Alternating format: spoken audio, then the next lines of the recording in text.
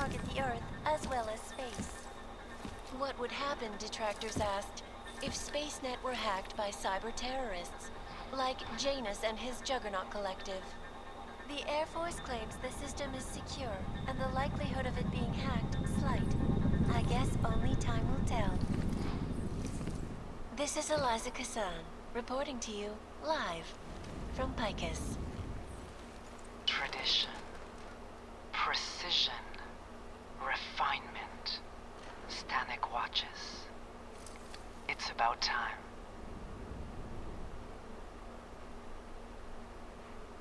Is freedom of the press a threat to our freedom?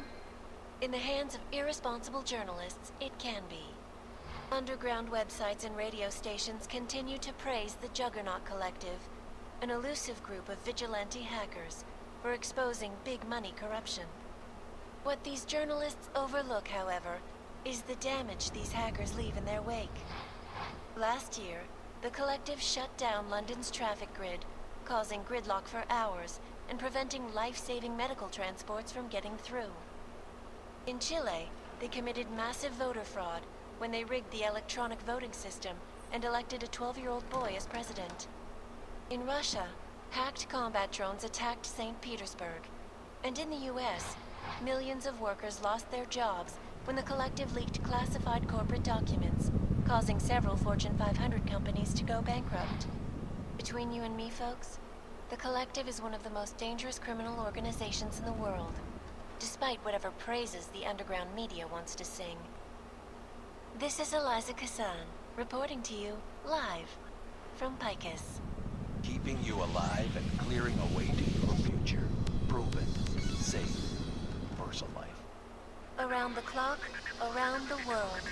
Picus News, always watching, because you are always watching. In part 2 of our look at the Human Restoration Act, I am joined by Planet Music award-winning artist Niashia Akeem, who has recently launched a new partnership with Artists Against Violence to oppose the act. Miss Akeem, it is a pleasure to speak with you today. Hello, Eliza. Thank you for having me on your program. Let me begin by stating that the Human Restoration Act is nothing more than legalized slavery. My hope is that in working with Artists Against Violence, we can put enough pressure on governments to stop this. Slavery is a very strong word, Miss Akeem.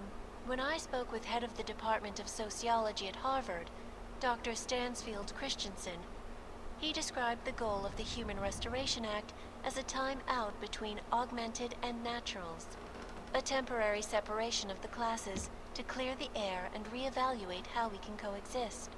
He said, Mandatory removal of non-compliant augmentations, corralling those who resist into segregated districts? A timeout, Miss Cassan, is when you make a child stand in the corner of the room for 10 minutes. This is domination.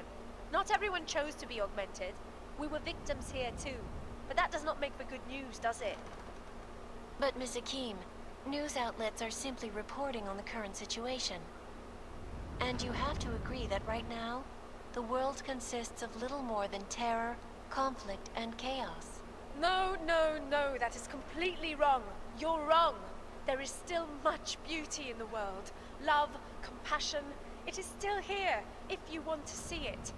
You can choose to only show my shoe, which is very ugly, but that is only a small part of me. News outlets only care about a small part. I'm sorry, Miss Cassan, but you can't trust the news outlets if you want to understand the world. That is all the time we have, folks. Thank you for your input today, Miss Akeem. This is Eliza Cassan, reporting to you live from Picus.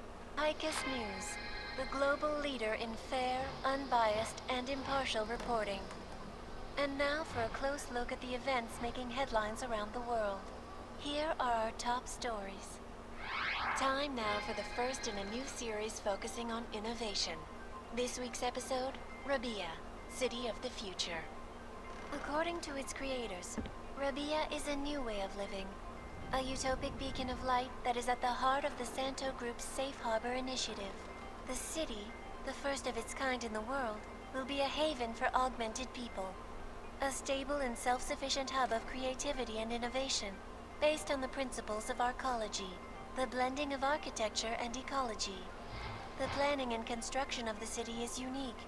It was literally printed, one layer at a time, and most of the design and layout of the city was done procedurally, by computer algorithm. For me, the absolute key is a strong foundation, not what you build over it. With the augmented, we're talking about a foundation of basic humanity. That can't be denied. Some people have called this project an artificial utopia, but to that I say you can't have artificiality without art. Tune in next week for our second episode in this series, where we will look at the technology of sustainability that the Santo Group claims to have perfected in Rabia. This is Eliza Kassan, reporting to you live from Picus. The Santo Group. Construction, arcology, quality, excellence. Santo, restoring the past and building the future. Now moving over to technology. Since the U.S. Air Force launched SpaceNet 2 years ago, the costly planetary defense system designed to clean up space junk has achieved nothing. Not one blast, not one asteroid or meteor has been deflected. It makes you wonder, folks, where did the estimated $12 trillion spent on the system go? No one seems to have an answer. The Air Force also fended off questions from critics who are concerned that the defense system could target the Earth as well as space. What would happen, detractors asked, if SpaceNet were hacked by cyber terrorists, like Janus and his Juggernaut Collective? The Air Force claims the system is secure, and the likelihood of it being hacked slight. I guess only time will tell. This is Eliza Kassan, reporting to you live from Picus. Tradition. Precision.